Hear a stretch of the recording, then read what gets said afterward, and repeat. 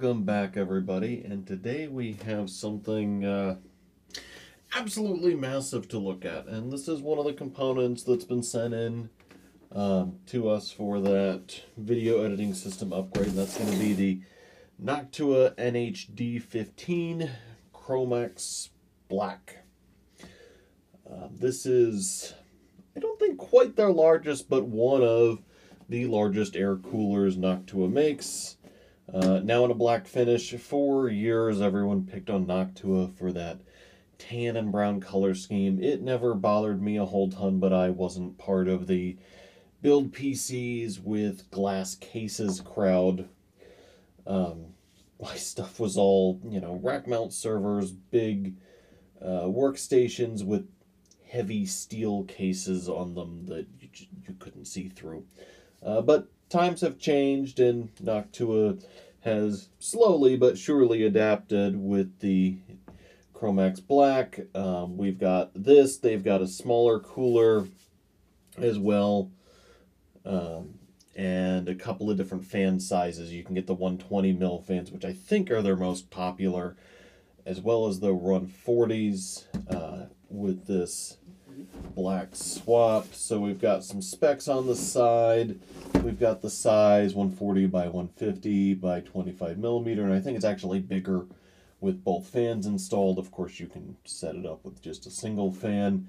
Max rotational speed of the fans is 1500, 1200 with the low noise adapter, 140.2 cubic meters an hour of airflow, which is not really an ideal way to specify fan volume.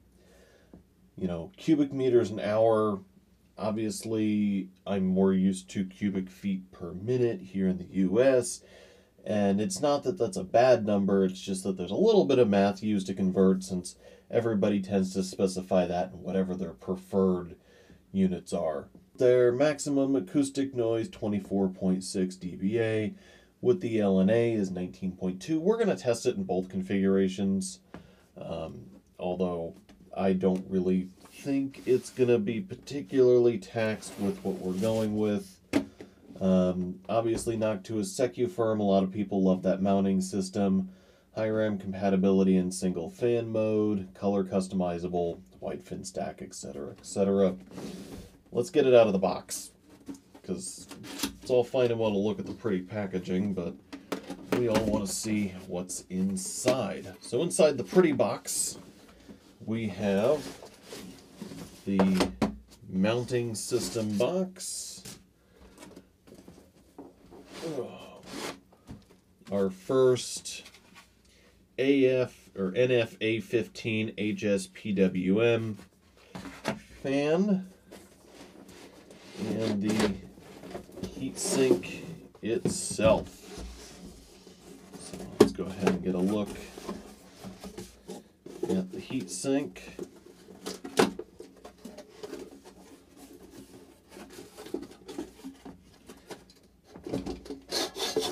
All right, a little bit of cardboard to stop it from getting crushed, and then I accidentally popped it out. I'm going to put that back on.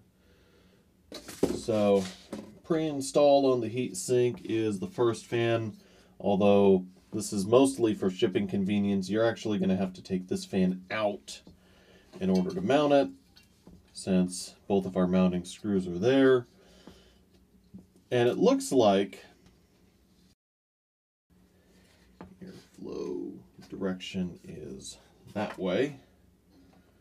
That'll line these up. They're marked on the bottom. Comes with, and that may be a problem just with my particular system. Comes with our mounting brackets here. Plenty of screws. You're going to use different brackets and screws depending on your exact, so what do I use here? Configuration. So like this is the LGA20XX book, and that's going to be what I'm looking at, since the board we have, I don't think I've disclosed so far, is a Supermicro X9 board. There'll be a link to it in the description. If anyone has any questions, they can ask about it. We get our common parts kit, which appears to be fairly well thought out. So we get a low noise adapter. We actually get two. And we get a Y cable for PWM. And this is what I'm actually going to end up using, is I'll use the Y cable so that I can keep both fans in sync. A couple of extra fan mounting brackets. These are twisty little bits of wire. I'll go ahead and put the other fan on in a second. So set those aside. We get a tube of their NTH1 thermal paste. And this is good paste, but this is probably not what I'm going to use. And that's my personal preference, and that's nothing against Noctua. You're not going to be disappointed if you use this paste, but I've been using Thermal Grizzly on everything that's high performance, so I'm probably going to end up pairing this with some Cryonaut, which just edges out the NTH1 ever so slightly. It's not worth buying new Cryonaut to do something like this. I'm using it because I have it. So, more spacers, more little mounting brackets, and these are marked NM, AM, B8. So those are probably for one of the 1150 series. Yeah, because all you need for 1120 is 2 NM IMB2 mounting bars, 4 bolts, 4 thumb screws.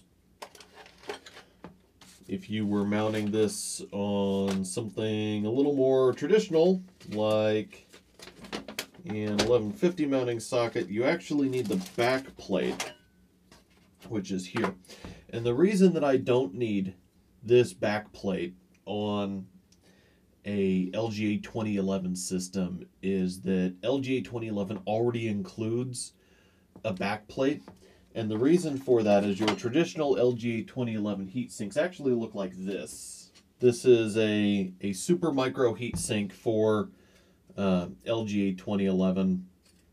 And you'll notice that it has 4 captive screws, and that's really the whole mounting mechanism, is this slab of nickel-plated copper with some heat pipes in it just gets screwed down. And in a 2-unit or a 4-unit server, there's going to be case fans that just push the air through this thing. You're not going to have to include separate fans on the cooler, whereas I'm putting this particular board in a more traditional tower case, the Define 7 XL, which we've already taken a look at. So these are going to be in there. So I don't need this little bracket. I'm glad they include it. There is, I believe, a separate AMD. Okay, so this says AMD stock backplate, and then that's what actually uses these little curved AMB8s. And I think there's also a special AMD version of this that you get for Threadripper, which may include a slightly larger cold plate as well. So it shows you a couple of different orientations that you can install this in, depending on which way you do it. In my case, I'm just going to go for straight front to back airflow. But that's enough looking at the accessory kit and talking. Let's go ahead and throw the other fan on. So in my case, this one is installed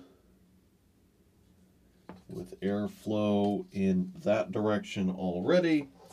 So I'm going to set this fan up with the same airflow direction on what I guess I'll consider to be the front of the cooler.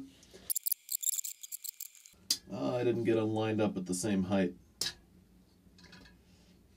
Okay. And I'm actually going to want to raise that one a little bit. So there that is. Not terrible.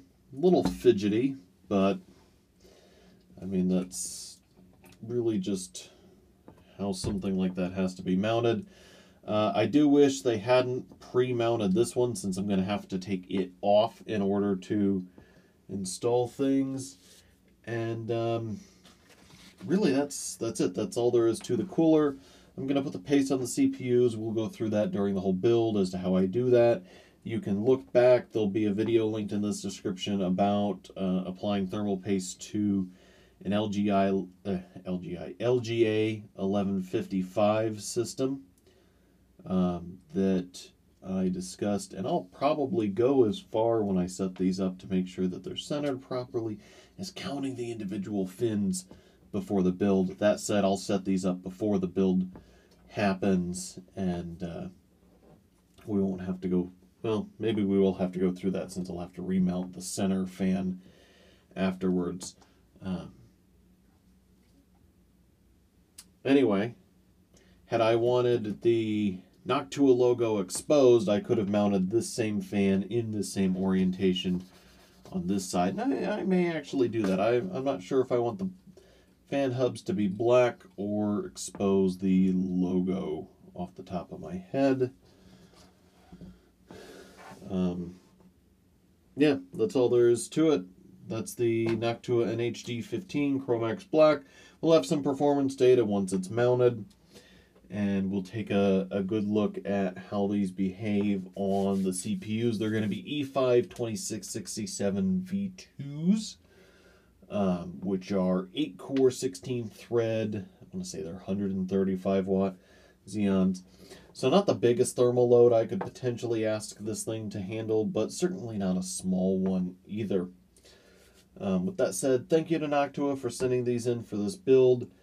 And we'll be doing more coverage on them in the future, both once the build itself happens as well as over time, since these are going to be used in our primary video editing system for hopefully quite some time. I also want to thank anyone who helps support Pocketables on Patreon or via our Amazon affiliate links. It is support like that that helps make videos like this and others possible. I also want to thank Electrix for providing our opening and closing themes. And finally, thank you for watching.